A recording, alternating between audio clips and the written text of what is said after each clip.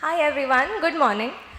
Today I'm going to be speaking about disconnected people living with diabetes. It's time to reconnect. Hi, my name is Sanskruti Kolte and I've been living with type 1 diabetes for now 12 years. I'm a patient advocate for type 1 diabetes. I volunteer with Blue Circle Diabetes Foundation.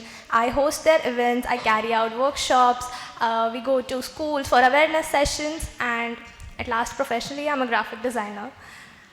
So, living with diabetes is not only about eating well, maintaining a healthy lifestyle, or taking right doses of insulin. Diabetes is ever changing. It's a lifelong learning process.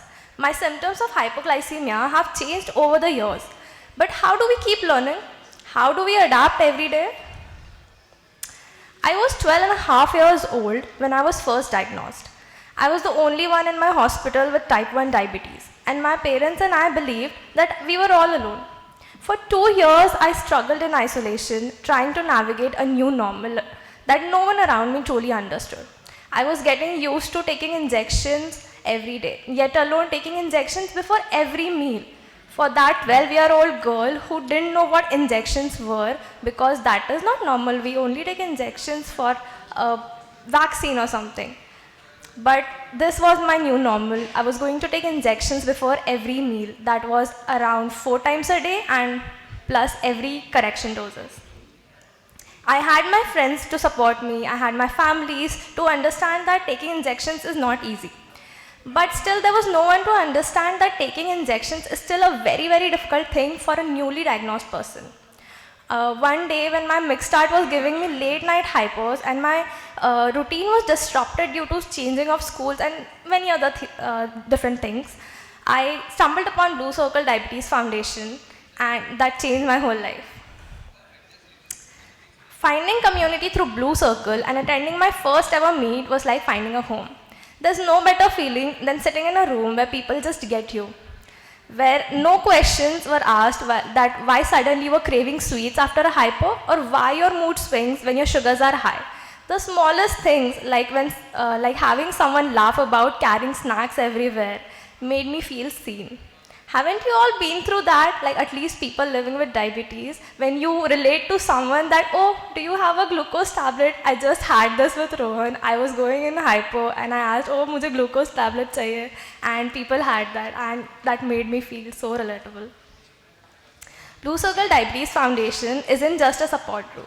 It has become my extended family over the years.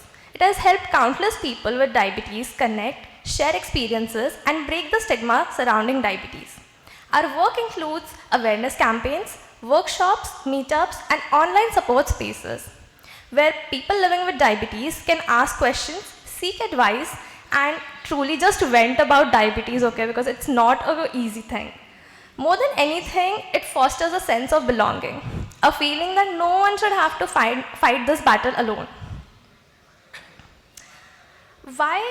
Even though there have been so many inventions in diabetes sector, a lot of us are still living in isolation.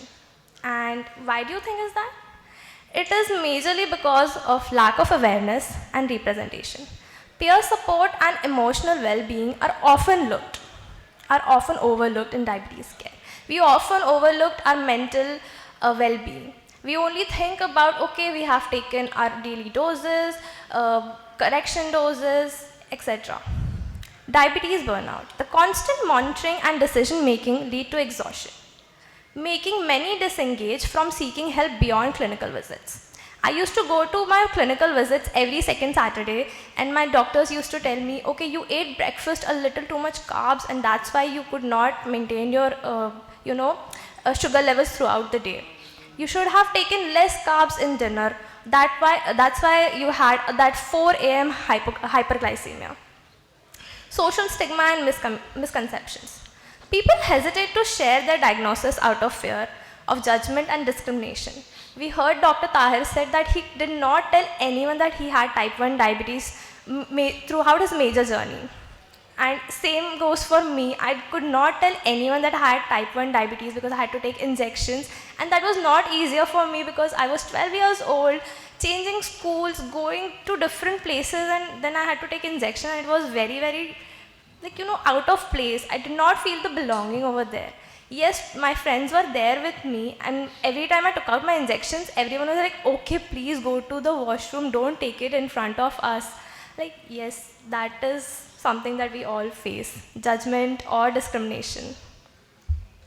How do we reconnect ourselves? A disconnected person living with diabetes is more likely to experience distress, neglect self-care, and develop complications.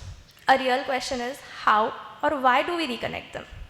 I did not know about a community existed for major of my diagnosis. I found out that there are more of us living with diabetes when I was 4 years into diagnosis. Why do we need to reconnect? Better mental and emotional health. Support groups reduce diabetes distress, anxiety, and depression. When you have someone to talk about diabetes, or just the thing that, okay, I had my hypers today in the morning, and you don't need any advice. You just need someone to listen, and that feeling of relatability. Improve diabetes management. Learning from peers and real life experiences enhance self-care practices. Greater awareness and advocacy.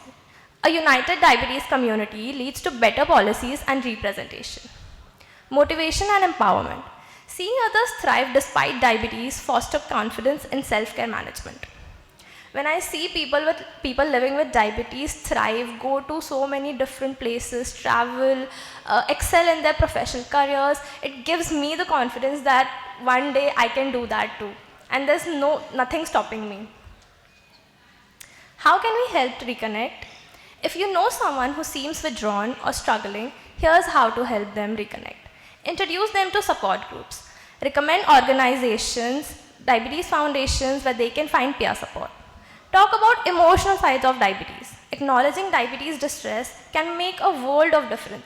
When someone tells you that they're going through the same thing, makes you feel that you're not alone again. There is someone with you and you're not facing the thing all by yourself. Encourage community engagement. Suggest meetups, workshops, or local diabetes events where they can interact with others. Guide them to safe digital spaces. Online communities and social media can be valuable tools for connection and learning. After COVID, I feel online digital spaces have been so important because all we have during COVID was online workshops and seeing everyone through that one screen of your computer. Promote awareness and representation. Sharing personal stories can inspire others to come forward and seek support.